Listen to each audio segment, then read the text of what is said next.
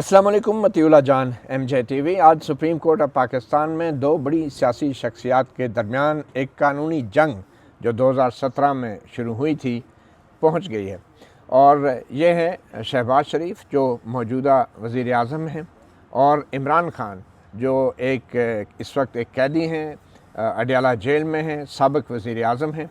और इन दो मौजूदा और साबिक़ वज़ीर आज़म के दरमियान एक हद तक इज़्ज़त का एक केस है जो कि शहबाज शरीफ की तरफ से दायर किया गया था, क्योंकि 2017 में जब पनामा केसेस चल रहे थे तो इमरान खान ने मुबैना तौर पे ये इल्ज़ाम लगाया था कि शहबाज शरीफ ने उनको 10 अरब रुपए की एक पेशकश की है खामोश रहने के लिए पनामा केसेस के हवाले से।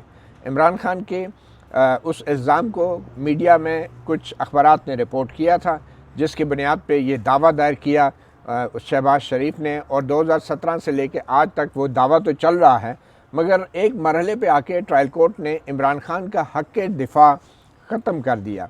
और उसकी वजह शायद ये थी कि इमरान खान दस्तयाब नहीं थे, अदालत में आ नहीं रहे थे, जवाब नहीं दायर कर रहे थे, बयान नहीं रिकॉर्ड करा रहे थे। और इसके बाद हाई कोर्ट में मामला आया, इमरान खान ने अपना हक़ दिफा बहाल कराने के लिए हाई कोर्ट में आए, हाई कोर्ट ने भी उनका हक़ दिफा ख़त्म रखा। फिर सुप्रीम कोर्ट में मामला आया तो सुप्रीम कोर्ट ने भी उनका हक़ दिफा ख़त्म रखा। मगर अब ये मामला जो है ये नज़रसानी, यानी सुप्रीम कोर्ट के फ़ैसले के ख़िलाफ़ जो एक आखिरी मरहला होता है नज़रसानी के मरहले पे है, और आज उसकी समाअत थी। बैरिस्टर अली ज़फ़र जो हैं वो साबिक़ वज़ीर आज़म और बानी PTI इमरान खान के तरफ से बतौर वकील पेश हुए। तो जानते हैं ये मामला आखिर है क्या, क्योंकि हद तक इज़्ज़त के मामलात बहुत कम पाकिस्तान में उनका हतमी फ़ैसला होता है, और अभी भी फ़ैसला नहीं हुआ जैसा कि हमने देख लिया। और यही वजह है कि दीगर कवानीन लाने पड़ रहे हैं, सख्त कवानीन लाने पड़ रहे हैं, ख़ास तौर पे सोशल मीडिया के हवाले से पीका जैसे कवानीन, मतनाज़ा कवानीन को भी लाया गया है। तो देखते हैं, मालूम करते हैं बैरिस्टर अली ज़फ़र से ये मामला क्या है और क्या वजह है कि एक आम से इशू के ऊपर सुप्रीम कोर्ट तक मामला आ गया है, कोई हतमी फ़ैसले के ख़िलाफ़ कोई अपील नहीं है। तो बैरिस्टर अली ज़फ़र साहब, ये इशू जो मैंने थोड़ा वजाहत की है इसकी, ये इशू है कि आपका हक़ दिफा पहले ट्रायल कोर्ट ने, फिर हाई कोर्ट ने, फिर सुप्रीम कोर्ट ने ख़त्म क्यों किया, और अब आप सुप्रीम कोर्ट की नज़रसानी के मरहले पे हैं? जी, हुआ ये कि ये जो केस फाइल किया हुआ है शहबाज शरीफ ने इमरान खान साहब के ख़िलाफ़, उसमें एक एप्लीकेशन दी शहबाज शरीफ साहब ने कि कुछ सवालात हैं, उस एप्लीकेशन उनको कहते हैं इंटेरोगेटरी। वो एक शुरू ट्रायल से पहले एक मामला होता है, उसको आप डॉक्यूमेंट्स वगैरह एक्सचेंज करते हैं, वो एफिडेविट के ज़रिए उसके जवाब देने पड़ते हैं। तो जब वक्त आया एफिडेविट देने का, नहीं, शहबाज शरीफ साहब ने वो सवालात की फहरिस्त हवाले की बज़रिया हल्फिया बयान जी, जवाब के लिए। अब जब जवाब देने का वक्त आया तो उस दिन से कुछ दिन पहले 3 नवंबर को इमरान खान साहब एक रैली में थे, तो उनके ऊपर हमला हो गया वज़ीराबाद में, और उनकी शदीद ज़ख्मी हो गए, वो हस्पताल में चले गए। तो वो एफिडेविट देने नहीं आ सकते थे। ट्रायल कोर्ट को हमने जब ये कहा कि वो नहीं आ सकते, आज के दिन वो एफिडेविट नहीं दे सकते। 3 नवंबर को ये केस लगा था। इतनी 3 नवंबर से कुछ दिन बाद तो अदालत को हमने दरख्वास्त दी कि आप हमें वक्त दे दें, वो दुरुस्त ठीक हो जाएं, सिक्योरिटी के इश्यूज़ भी हैं। तो आप इसमें कोई ऐसा केस नहीं कि मर्डर का केस नहीं है कि आपको आज ही चलाना है, आप हफ्ता 10 दिन 15 दिन 20 दिन दे दें जब तक उनका इलाज ना हो जाए और वो ठीक ना हो जाए। ठीक है। ये ट्रायल कोर्ट में जज साहब कौन सी अदालत थी? सिविल कोर्ट में एडिशनल डिस्ट्रिक्ट एंड सेशन जज कौन थे उस वक्त? नाम याद नहीं। अच्छा, ठीक, नाम लेने का फ़ायदा भी नहीं। अच्छा। लेकिन वो बहरहाल उनके ऊपर इतना प्रेशर था। एक तरफ आप देखें वो हुकूमत के उस वक्त प्राइम मिनिस्टर का केस है, तो उन्होंने ये बात हमारी रद्द कर दी। अच्छा। और उन्होंने कहा कि नहीं, आपका ये मैं एक्सक्यूज़ नहीं मानता और मैं आपका जो दिफा का हक़ है वो मैं बंद कर देता हूँ। हालांकि ये दिफा का हक़ बंद नहीं हो सकता था, क्योंकि वो जेन्युइन था, कोई हम बिला वजह तारीख नहीं मांग रहे थे। ये एक फैक्ट है और पूरी दुनिया को पता है, आपने भी देखा होगा, जज साहब को भी पता था। जज साहब को पता था, बल्कि वो जज साहब लग रहे थे प्रेशर में इतने कि वो आंखें भी नहीं मिला रहे थे उस वक्त। बहरहाल उन्होंने कर दिया। उसके बाद अब ये मामला चलते चलते हाई कोर्ट, सुप्रीम कोर्ट आ गया। सुप्रीम कोर्ट में जस्टिस अमीनुद्दीन साहब, आप ये कह रहे हैं कि हाई कोर्ट ने भी जज साहब का जो ट्रायल का फैसला था वो बरकरार रखा वो कि बरकरार इमरान रखा। खान के पास हक के दिफा नहीं है। क्योंकि वो उनके पास वैलिड रीज़न नहीं था ना आने का। अच्छा, ये हाई कोर्ट ने लिखा। हाई कोर्ट में कौन जज साहब थे ऐसे? चौधरी इकबाल साहब, चौधरी इकबाल साहब। नाम चलें ठीक है। चलें, आप वैसे ले- जस्ट फॉर द हाँ, रिकॉर्ड। हाँ, जी सर। उसके बाद यहाँ जब आया तो एक सुप्रीम कोर्ट के 2 मेंबर्स ने कहा कि ये बात तो सही है कि उस वक्त का रीज़न था, लेकिन चूंकि इतना डिले हो चुका है मामला, इसलिए हम इसको नहीं आपकी अपील नहीं मानते। क्यों डिले किस वजह से हुआ था? कि केस बड़ा डिले हो गया है, ऑलरेडी बड़ा डिले हो गया है, हम मज़ीद इसको डिले नहीं करना चाहते। अच्छा, ये कौन से साल की बात है जब ये सुप्रीम कोर्ट में आप आए? पिछले साल। पिछले साल। अच्छा, ठीक। अब बट जस्टिस आयशा ने कहा कि जनाब ये नहीं देखना कि पहले क्या हुआ, कि पहले क्यों नहीं हुआ, जो डिले नहीं हुआ उसकी वजूहत जो भी हैं, देखना ये है कि जिस दिन का ऑर्डर है, क्या उस दिन जो इमरान खान साहब हैं वो वाकई ही अस्पताल में वाकई इंजर्ड थे, क्या वो जेन्युइन रीज़न है, असल सही रीज़न है, सही वजह है ना आने की, या ये वैसे ही हवा में दे रहे हैं। ये जस्टिस आयशा ने उस वक्त कहा? उस वक्त कहा। और अच्छा। उन्होंने डेसेंट किया। अच्छा, उन्होंने कहा इख्तलाफ कि किया। जी, उन्होंने इख्तलाफ किया। उन्होंने कहा कि ये नहीं हो सकता, आपने ये देखना है जेन्युइन रीज़न। सबको पता है कि वो वाकई उन पे अटैक हुआ था, तो अगर कुछ दिन मज़ीद टाइम दे देते ट्रायल जज साहब, तो इसमें कौन सी बड़ा एक बंदे का हक है कि दफा करे, ठीक। तो ये इतनी छोटे से पॉइंट पे आप ये हक नहीं छीन सकते। ठीक।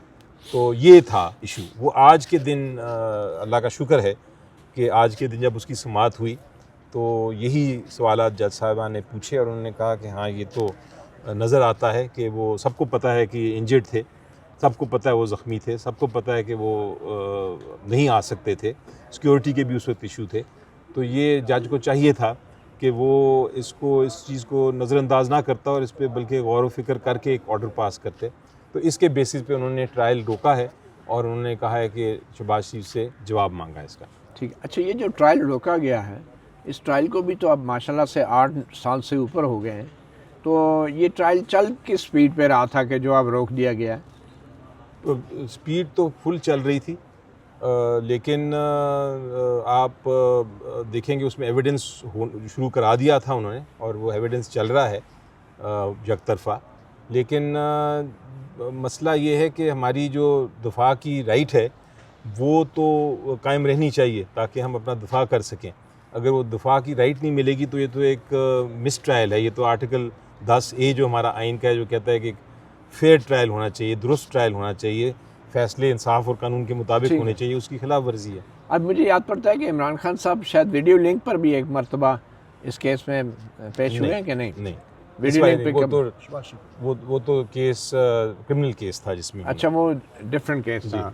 मगर मुझे ये बताएं कि ये इल्ज़ाम था क्या, ये 10 अरब रुपए का, और इसमें आपका मौक़िफ़ क्या है ट्रायल कोर्ट में बुनियादी तौर पे, just for the public knowledge? देखिए, मैं केस के मेरिट्स तो नहीं डिस्कस कर सकता अभी, जी, जी। क्योंकि वो पेंडिंग है माई मैटर, जी जी। और दुरुस्त नहीं अभी होगा। तक आपने लेकिन क्या मौक़िफ़ अपनाया है इस केस में? अभी तो हमारा मौक़िफ़ आना है, जी जी। अभी तो एविडेंस होना है। लेकिन दूसरी facts- साइड का एविडेंस जी, जी। वो है, वो कहते हैं कि हम बड़े इज़्ज़तदार लोग हैं और हमारी बड़ी हम 10 बिलियन हर्जाना हम इसलिए मांग रहे हैं कि हमारी बड़ी इज़्ज़त को नुकसान पहुंचा है। तो उनका केस ये है अभी तक। हमारा आप देखेंगे जब मौका मिलेगा हमें इंशाल्लाह पेश करने का अपना केस। नहीं, लेकिन एग्जैक्टली इल्ज़ाम था क्या जो कि इमरान खान पे लगाया गया? खान साहब के ऊपर जो इल्ज़ाम लगाया गया वो ये था कि उन्होंने जब ये बात की कि पनामा केस में प्रेशर किए जा रहे हैं उनको कि किसी तरह ये केस सेटल कर लें, केस वापस ले लें, तो ये मुझे किसी ने आके बताया है कि ये ऑफ़र कर रहे हैं कि केस वापस ले लें तो हम इसका समझौता कर लेंगे, इस किस्म की बात। तो वो इसके ऊपर उस स्टेटमेंट पे उन्होंने ये हर्जाने का केस किया हुआ है। उसकी डिटेल्स केस में हैं, वो मुझे इस वक्त लेकिन ये मामला और ये बयान तो रिपोर्ट भी हुआ था इमरान खान साहब का। जी जी। तो अभी क्या आप डिसोन कर रहे हैं ये बयान जो है या ये स्टेटमेंट? या जी देखिए, जैसा मैंने कहा कि मुझे ट्रायल का नहीं मालूम, क्योंकि ट्रायल तो मैं कर नहीं रहा। ठीक है। लेकिन जो ट्रायल कर रहे हैं हमारे काउंसल्स वो ज़्यादा बेहतर बता सकेंगे, और वो भी शायद अभी ना बता सकेंगे क्योंकि अभी ट्रायल चल रहा है और उसमें क्या मौक़िफ़ इख्तियार करना है क्या नहीं करना वो तो खान साहब ही स्टेटमेंट देंगे। अभी ट्रायल किस मरहले पे है? क्या जब आपका हक़ दफ़ा ख़त्म किया गया तो मज़ीद दूसरी साइड के बयानात रिकॉर्ड हो गए हैं? किस स्टेज पे हैं? हो रहे हैं जी, चल रहा है, एविडेंस चल रहा है। अच्छा, और एविडेंस के अंदर जो है कुछ सहाफ़ियों को भी बतौर विटनेस बुलाया गया है या सहाफ़ियों को तो नहीं बुलाया गया। अच्छा, शहबाज शरीफ साहब ने अपना बयान जमा करा दिया? उन्होंने जमा कराया, लेकिन उन्होंने भी गलत तरीके से कराया है, क्योंकि वो पेश नहीं हुए अदालत में। अच्छा, तो क्या उन्होंने बयान जो कराया है वो वीडियो पे कराया है, और वहाँ ना जज साहब हैं ना जज साहब की कमीशन है, बल्कि उनके वकला जो हैं शहबाज शरीफ साहब के, वो शायद बैठे हुए हैं। मुझे जो इत्तला मिली है कि वो कमरे में बैठे हुए हैं जहाँ वीडियो का बयान हो रहा है। अच्छा। तो आप तो मेरे से बेहतर समझते हैं ट्रायल का, कि ट्रायल तो क्रॉस एग्जामिनेशन या जब ट्रायल एविडेंस दें तो आपको जज के सामने होना पड़ता है या जज की किसी कमीशन के सामने। आप खाली बैठ के अपने प्राइम मिनिस्टर हाउस में नहीं ये दे सकते। अच्छा, अली ज़फ़र साहब, हमारे मुल्क में ये बात बड़ी आम है कि हमारे सियासतदान एक दूसरे पे बड़े संगीन इल्ज़ामात लगा देते हैं, और बहुत कम ऐसा होता है कि उन इल्ज़ामात की बुनियाद पे अगर हत्या की इज़्ज़त का कोई दावा किया जाता है किसी अदालत में और हर जाने का दावा किया जाता है तो उसका कोई फ़ैसला होता है। तो पाकिस्तान में हत्या की इज़्ज़त का जो ये कानून है जिसके तहत शहबाज शरीफ ने ये केस दायर किया है इमरान खान के ख़िलाफ़, ये कितना मौसर है और अमूमी तौर पे अदालतें जो हैं इसका कितने जल्दी फ़ैसला कर लेती हैं? देखिए जी, जब आपकी सियासतदानों का आपस में जो गुफ्तगू होती है, उसमें तो बड़ा कानून बड़ा वाज़े है, और वो ये है कि सियासतदान एक दूसरे को पब्लिक फोरम पे काफ़ी चीज़ें कहते हैं, और उसको समझा जाता है कि वो पब्लिक इंटरेस्ट में कह रहे हैं एक दूसरे के ख़िलाफ़, और लोग भी समझते हैं कि आप कौन क्या बयान दे रहा है। कोई कितने लोगों ने खान साहब के ख़िलाफ़ क्या कुछ नहीं कहा टीवी पे आके कि ये तो ये हैं, ये तो वो हैं। इसी तरह आप देखेंगे जरदारी साहब के ख़िलाफ़ कितनी बातें नहीं की कि लोगों ने, शहबाज शरीफ साहब ने खुद और नवाज शरीफ साहब ने खुद, नवाज शरीफ साहब और शहबाज शरीफ साहब के ख़िलाफ़ कितनी बातें नहीं की सियासतदानों ने।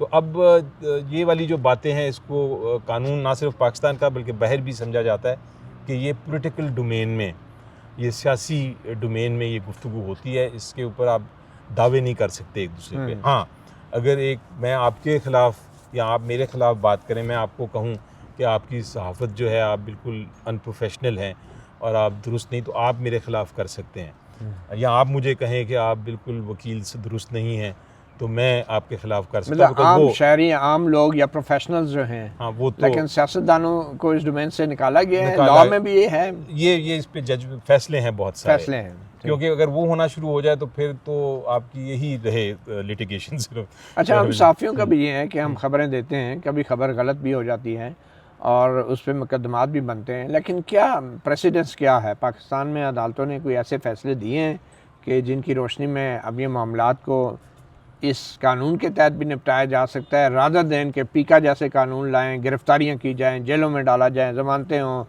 तो आप क्या लगता है ये कौन सा, ये डेफेमेशन के लॉ को बेहतरी के लिए क्या मज़ीद किया जा सकता है? देखिए जी, सबसे पहले तो क्लैरिटी होनी चाहिए कि डेफेमेशन क्या है। मैं आपको आपकी एडवाइस, फ्री एडवाइस दे दूं एज ए जर्नलिस्ट, आपका पूरा हक है कि आप एक नेशनल इशू पे बात करें अपना व्यू के तौर पे।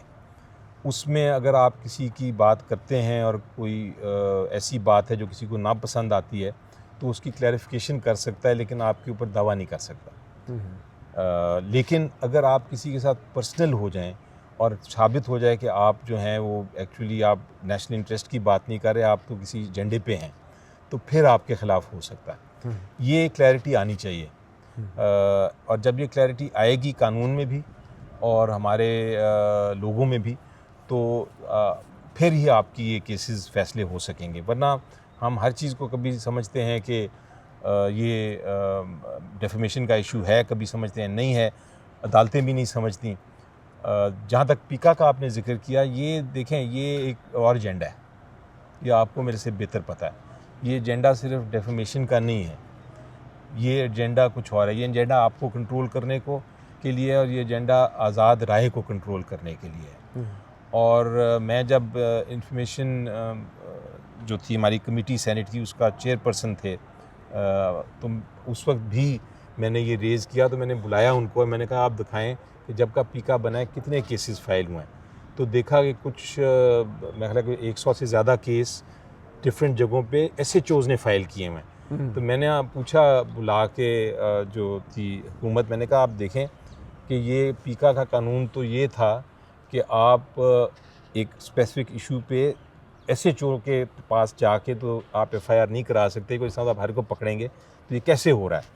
तो उन्होंने फिर ये एग्री किया और हमने वो जो 100 कुछ केसेस थे वो ख़त्म कराए एज अ कमेटी। सो ये पीका वाला कानून बेसिकली सेंसरशिप का है, और सेंसरशिप जहाँ तक ताल्लुक़ है उसको हमने रोकना है। बाकी अगर पीका में कोई आप बात करते हैं नेशनल सॉवरेनिटी के ख़िलाफ़, तो वो ठीक है, वो पीका में आप लेके जाएं, लेकिन सिर्फ ये डिबेट कर लेना कि जनाब फ़लाँ जगह पे ये पॉलिसी सही नहीं है और इस पॉलिसी को तब्दील करना है और उस पर आप कोई तबसरा करें, वो मेरे ख़्याल से दुरुस्त बात नहीं कि पीका के उस मामले को भी पीका के अंदर लेके आए। तो बेसिकली आप ये कहना चाह रहे हैं कि जो कवानीन होते हैं वो तमाम शहरियों का एक सहारा होते हैं, सपोर्ट होते हैं उनके राइट्स को प्रोटेक्ट करने के लिए, मगर पीका जो है वो रियासत के हाथ में एक वेपन है, एक हथियार आ गया है, तो वो हथियार वेपनाइज कर दिया गया है कवानीन को। बिल्कुल, और मैं तो ये समझता हूँ कि इस वक्त हमारा जो सारा कवानीन जिस तरह चल रहे हैं, कानून को एक हथियार के तौर पे इस्तेमाल हो रहा है। बल्कि मैं तो ये आगे भी जाऊँगा कि पूरी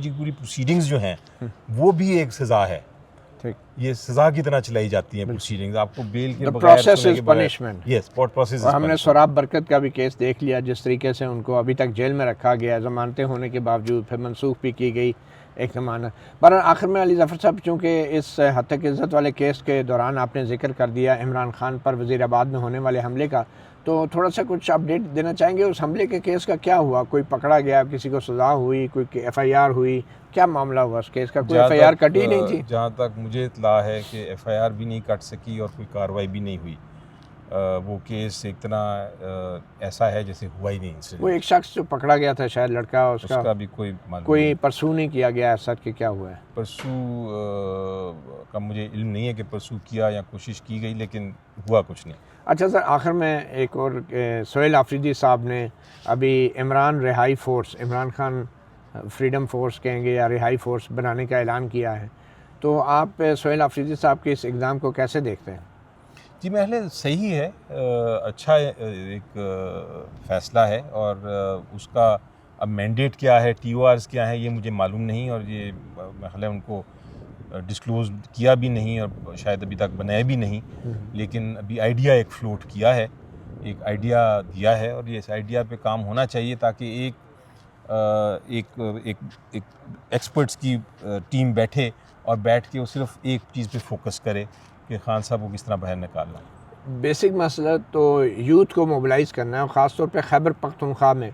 तो क्या बेहतर तरीका ये नहीं था कि खैबर पख्तूनख्वा की हद तक कॉलेजेस और यूनिवर्सिटीज़ में स्टूडेंट यूनियंस को बहाल किया जाता? ये देखिए, स्टूडेंट यूनियंस वाला मसला जो है ना, इसके ऊपर बहुत डिबेट होनी चाहिए, क्योंकि हमारी जो स्टूडेंट्स का मेन मकसद होता है एजुकेशन, तालीम और तरबियत, उनका काम सियासत नहीं होता। देखा हमने ये था, आप भी होंगे मेरा ख्याल है उस वक्त यूनिवर्सिटीज़ में, जब एक तरफ जमीयत होती थी, दूसरी तरफ वो पीपल्स पार्टी की, क्या नाम था उसका, पीपल्स स्टूडेंट्स फेडरेशन, और उनकी आपस में लड़ाइयाँ भी होती थी, और वो बहुत ही एक सियासत में इतने इन्वॉल्व हो गए थे कि सियासत काम करने के बजाय वो करते थे। मगर सियासत कोई जुर्म तो नहीं है, सियासत कोई गाली भी नहीं है, लेकिन यंग लोग जो 18 साल से ऊपर जो वोट डालने का हक़ रखते हैं, तो क्या वजह है कि उनको स्टूडेंट यूनियंस के नाम पे बोलने की आज़ादी नहीं, हेल्दी डिबेट करने की आज़ादी नहीं, और यूनियंस को बैन करने से जो नुकसान हुआ है, हमारे मजहबी शिद्दत पसंदी जो आई है कॉलेज यूनिवर्सिटी में, आप नहीं समझते कि प्रॉपर यूनियन होनी चाहिए, जैसे कि सारी दुनिया की यूनिवर्सिटीज़ में यूनियंस हैं, पाकिस्तान में क्यों नहीं? और क्या ये एक डेमोक्रेटिक प्रोसेस का स्ट्रेंथन नहीं करेगी ये चीज़? मतुल्ला साहब, मैं इसीलिए मैंने कहा कि ये एक ऐसा मामला है जिस पे डिबेट्स बड़ी होनी चाहिए। मैंने आपको एक साइड की अभी व्यू पॉइंट दिया कि अगर आप माजी को देखें तो इसके नुकसानात भी बहुत थे। दूसरी तरफ आपकी बात दुरुस्त है कि स्टूडेंट यूनियन होनी भी चाहिए, पूरी दुनिया की यूनिवर्सिटीज़ में है। मैं बहुत सारी यूनिवर्सिटीज़ मैंने विज़िट भी की हैं, बहुत सारी यूनियंस ने मुझे बुलाया भी है डिबेट के लिए। मैं ख़ुद यूनिवर्सिटीज़ में पढ़ा भी हूँ, लेक्चर्स भी दिए हैं। तो मैं देखता हूँ कि जो ज़्यादातर बाहर की यूनिवर्सिटीज़ की यूनियन है ना, वो उस तरह नहीं बनती जिस तरह कि हमारी ज़माने में एक फ़ोर्स बन गई थी जिसको सियासी जमातें इस्तेमाल करती थी। वहाँ जो यूनियन है वो एक लिमिटेड इश्यूज़ पे होती है और वो डिबेटिंग क्लब होता है। तो ये अगर तो डिबेटिंग क्लब की हद तक आपने बनानी है यूनियन, बिल्कुल मैं कहता लेकिन हूँ अच्छी एज ए बात है। कॉन्सेप्ट आप इसके अगेंस्ट नहीं हैं, लेकिन उसके तरीक़ेकार या टर्म्स ऑफ रेफरेंस के या Correct. TOR इसलिए मैंने कहा बहुत ज़रूरी है डिबेट। एग्जैक्टली। और मेरे ख्याल में ज़ियाउल हक ने जो भी फ़ौजी आमर आए तो उन्होंने स्टूडेंट यूनियंस पे बैन लगाया है। मगर पाकिस्तान बनाने में भी स्टूडेंट यूनियन थी, मुस्लिम स्टूडेंट फेडरेशन, उसका एक बहुत बड़ा रोल था। स्टूडेंट से यंग लोग थे, पार्टीज़ के अंदर विंग्स तो मौजूद हैं, उनको सियासी मकासद के लिए कॉलेजेस यूनिवर्सिटी में नहीं तो बाहर ज़रूर इस्तेमाल उसका जारी है, उनका इस्तेसाल भी होता है, मगर उनको यूनियन का हक यूनिवर्सिटी के अंदर रह के जो है वो नहीं मिल रहा। बट एनीवे बहुत शुक्रिया, बैरिस्टर अली ज़फ़र हमारे साथ मौजूद थे। और अगली तारीख जो है ये हत्या केस की अभी तारीख मालूम नहीं है। और ये पिछली तारीख कितने अरसे बाद ये केस लगा, अभी रिव्यू में जो आपने सुना, ये कितना अरसे बाद गया? काफ़ी कोई 5-6 महीने तो गुजर गए। 5-6 महीने गुजर गए। तो लेट्स होप के सुप्रीम कोर्ट जो है अब इस हत्या के कानून के हवाले से और हक़ दफ़ा के हवाले से जो मामला उनके सामने आया है इसका जल्द से जल्द फ़ैसला करें, ताकि अगर ये दो वज़राए आज़मों के दरमियान अगर एक मामला तय नहीं हो रहा तो फिर जो आम शहरियों के केसेस हैं जो अभी तक नीचे पेंडिंग हैं उनका क्या हाल होगा। इस हवाले से भी जो है जो एक so called national judicial policy making committee है उसमें मेरे ख्याल में कोई पॉलिसी ज़रूर बनानी चाहिए, और ताकि पीका जैसे जो एक ड्रैकोनियन कवानीन हैं उनका एक मस्बत मतबादल तलाश किया जा सके। मतियुल्लाह जान, MJ TV से इतना ही, इजाज़त दीजिए, अल्लाह हाफिज़।